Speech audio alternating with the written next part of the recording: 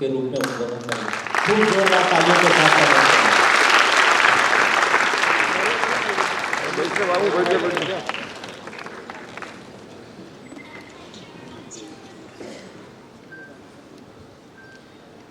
आज इस कार्यक्रम में उपस्थित उप मुख्यमंत्री और स्वास्थ्य विभाग के मंत्री आदरणीय एस सिंहदेव जी, आदरणीय वरिष्ठ विधायक और पूर्व मंत्री सत्यनारायण शर्मा जी, भाई विकास उपाध्याय जी, भाई गौतम राम जी, भाई कुलदीप मिनेजा जी, भाई आजाद डोगर जी, सुमेश्वरी वर्मा जी, डॉक्टर कीर्ति नागरिया जी, ललित शाह जी, रेणु जी, डॉक्टर गुप्ता जी, सभी उपस्थित हमारे डॉक्टर्स, विदेशियों, सज्जनों और साथियों और हमारे पत्रकार मित्रों, आप सबको बधाई कि आज मेकाहारा में 7 मंजिला सुपर स्पेशलिटी अस्पताल का भूमि पूजन और हीरक जयंती समारोह का शुभारंभ, ये दोनों महत्वपूर्ण कार्य के लिए आप सबको बधाई, शुभकामनाएं।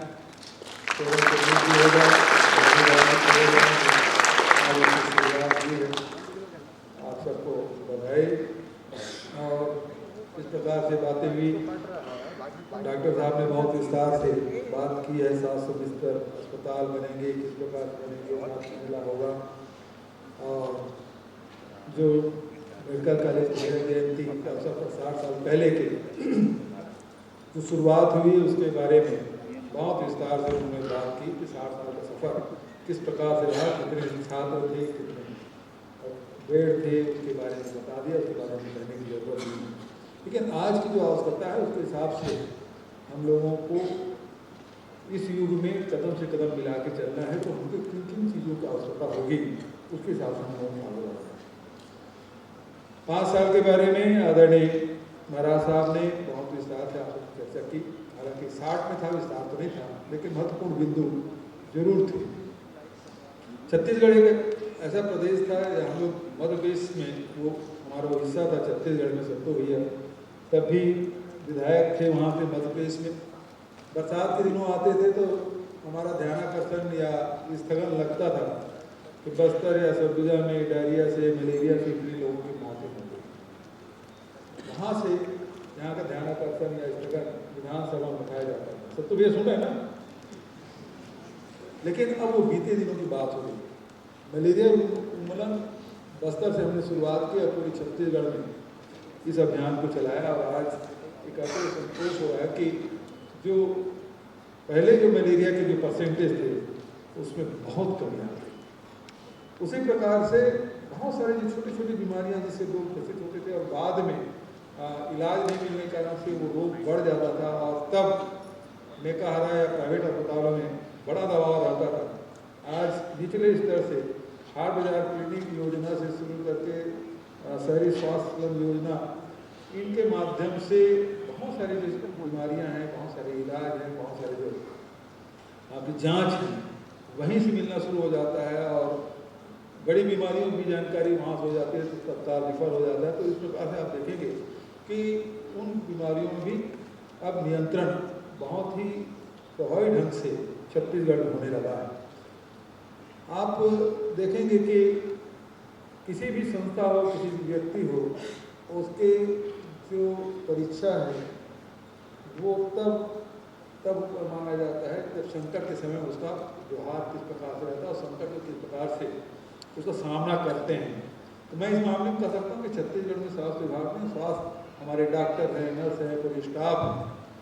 वैश्विक महामारी के समय में जब सारे लोग हाथ उठा देते थे, पूरे देश में स्थिति ये थी कि बेड नहीं मिल रहे हैं, ऑक्सीजन लिए सड़कों में घूम रहे हैं, ऑक्सीजन के लिए भटक रहे हैं, दवाइयों के लिए भटक रहे हैं। ऐसे समय में हमारे छत्तीसगढ़ में स्वास्थ्य विभाग ने और डॉक्टरों ने और दूसरे विभागों ने भी, उसमें नगरीय प्रशासन भी कह सकता हूँ, पंचायत विभाग भी कह सकता हूँ, इन सब लोगों ने जो काम किया है वो अद्भुत है, अतुलनीय है।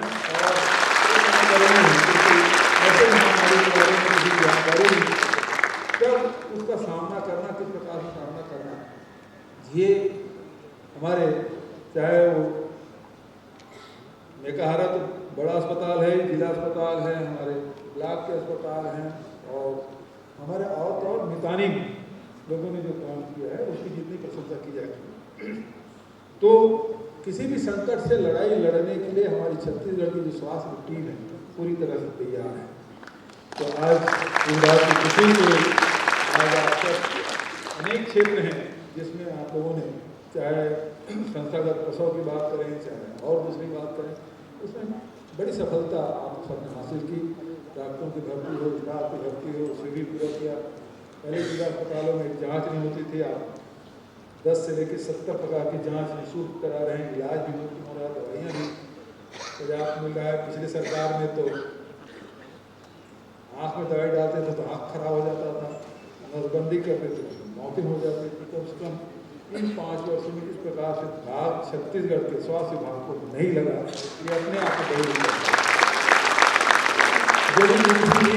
लगातार उत्तर किया जा रहा है और उसका लाभ भी हजारों लाखों लोग उसका लाभ उठा रहे हैं।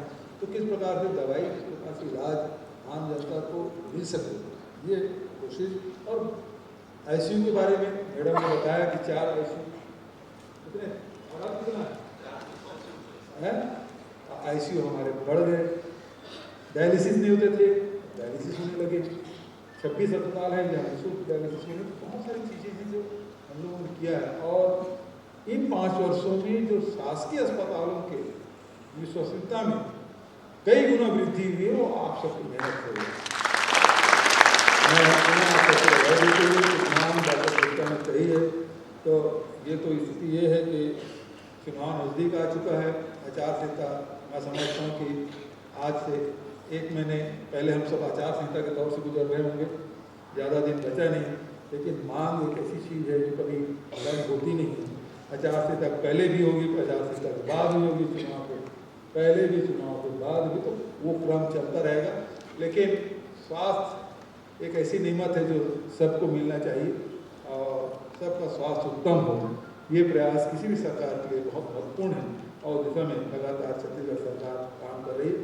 मैं बहुत ज़्यादा वक्त नहीं लेते हुए आप सबको 700 मीटर के अस्पताल की बधाई शुभकामना देते हुए, साथ ही हीरक जयंती की बधाई और शुभकामना देते हुए 60 साल का सफ़र ये महाविद्यालय में पूरी कर ली है। आने वाले जो वर्ष है वो और भी आपके प्रतिष्ठा में, इस महाविद्यालय की प्रतिष्ठा में और भी तमगे लगे, प्रतिष्ठा में 4 चांद लगे।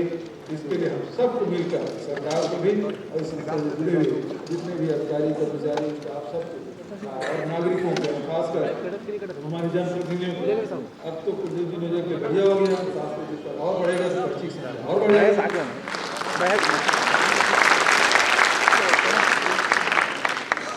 तो आप सबको बहुत बहुत बधाई, शुभकामनाएं। ये सब विराम देता हूँ। धन्यवाद। जय हिंद, जय छत्तीसगढ़।